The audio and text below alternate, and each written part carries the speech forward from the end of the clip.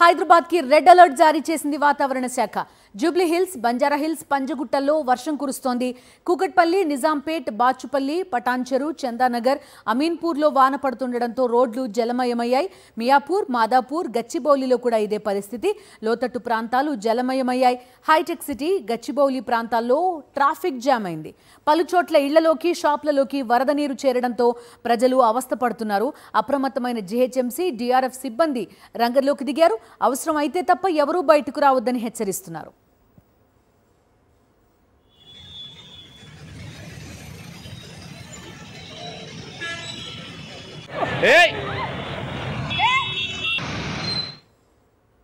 పటాన్చెరులో 6 సెంటీమీటర్ల వర్షపాతం నమోదైంది. గోల్కొండ, లంగర్ హౌస్లో 4.2 సెంటీమీటర్లు, కుత్బుల్లాపూర్లో 4, గచ్చిబౌలిలో 3.8 సెంటీమీటర్ల వర్షపాతం నమోదైంది. శేర్లింగంపల్లిలో 3.4, మెహదీపట్నంలో 3 సెంటీమీటర్ల వర్షపాతం నమోదైనట్టు హైదరాబాద్ వాతావరణ శాఖ ప్రకటించింది. ఇటు కామారెడ్డి కూడా భారీ వర్షాలకు అతలాకుతలమైంది. కుండపోత వాన కారణంగా రోడ్లు చెరువుల్ని తలపించాయి. వరద నీటిలో బైకులు కూడా కొట్టుకుపోయాయి. దీంతో అక్కడి పరిస్థితి అస్తవ్యస్తంగా మారింది. ప్రజలు తీవ్ర అవస్థ పడుతున్నారు.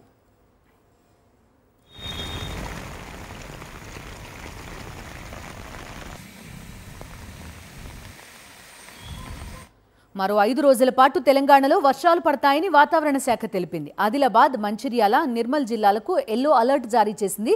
అలాగే జగిత్యాల, నాగర్ కర్నూల్, వనపర్తి జిల్లాలకు కూడా ఎల్లో అలర్ట్ జారీ చేసింది. గంటకు 30 నుంచి 40 కిలోమీటర్ల వేగంతో గాలులు వీచే అవకాశం ఉందని వాతావరణ శాఖ అధికారులు అంచనా వేస్తున్నారు.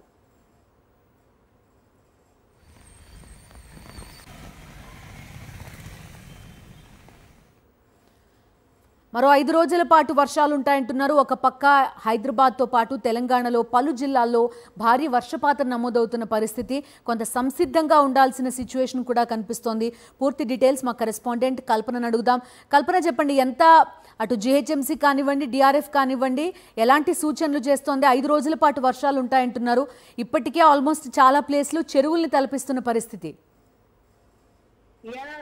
బిందు బంగాళాఖాతంలో కొనసాగుతున్న ద్రోణి కారణంగా కూడా మనకు రాష్ట్రానికి వర్ష సూచన చేసింది వాతావరణ శాఖ. వచ్చే 5 రోజులు కూడా మనకు తేలికపాటి నుంచి మోస్తారు వర్షాలతో పాటు భారీ వర్షాలు కురిసే అవకాశం ఉందని చెప్పింది.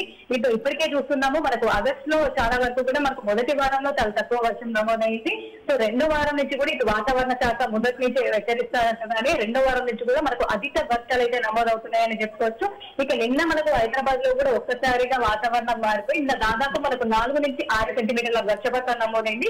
అదే విధంగా ఈ రోజు కూడా మనకు ఒక్కసారిగా వాతావరణం మారిపోయి కిలోనిలంబస్ మేఘాలు, దాంతో పాటు ఇంటెన్సిటీ స్పెల్ డౌన్ పూర్ కారణంగా కూడా మనకు దాదాపు గంట పాటు కూడా హైదరాబాద్ వ్యాప్తంగా చాలా ప్రాంతాల్లో భారీ వర్షం నమోదైందని చెప్పుకోవచ్చు. ఇప్పటికే భారీ వర్షం కారణంగా కూడా ఇటు డిహెచ్ఎంసీ కావచ్చు, దాంతో పాటు మాన్సూన్ కి సంబంధించిన టీంలు, డిఆర్ఎస్ టీంలకు కూడా ఇప్పటికే అప్రమత్తంగా ఉండాలని చెప్పేసి కూడా సూచనలు జారీ చేశారు. ముఖ్యంగా చెప్పాలంటే హైదరాబాద్ లో చిన్న వర్షం పడితేనే చాలా వరకు రోడ్లన్నీ జలమయమవుతాయి. అలాంటిది గంట పాటు కంటిన్యూగా మనకు చాలా ప్రాంతాల్లో భారీ వర్షం కురవడంతో 108 ప్రాంతాలు జలమయమయ్యాయని చెప్పుకోవచ్చు. ముఖ్యంగా చెప్పాలంటే కూడా ఎక్కడైతే ఈ మ్యాన్ హోల్స్ కి సంబంధించి కావచ్చు, దాంతో పాటు ముఖ్యంగా చెప్పాలంటే ఏదైతే మనకు జిహెచ్ఎంసీ గుర్తిస్తున్న 140 ప్లేసెస్ లోతట్టు ప్రాంతాలు కావచ్చు, వాటర్ లాగింగ్ ప్లేసెస్ కావచ్చు, ఆ ప్లేసెస్ అన్ని కూడా ఆ ప్లేసెస్ అన్ని దగ్గరలో కూడా ఇప్పటికే అప్రమత్తమయ్యారు. దాంతో పాటు ఆ ప్లేసెస్ కి సంబంధించి మ్యాన్ హోల్స్ కి సంబంధించి కావచ్చు, దాంతో పాటు ఏవైతే వాటర్ లాగింగ్ ప్లేసెస్ ఉంటాయి కావచ్చు, ఆ డిఆర్ఎఫ్ బృందాలు కావచ్చు, మాన్సూన్ బృందాలు కావచ్చు, ఇప్పటికే అప్రమత్తమై కూడా వాటర్ అన్ని కూడా క్లియర్ చేస్తున్న సిచ్యువేషన్స్ మనం చూస్తా ఉన్నాము.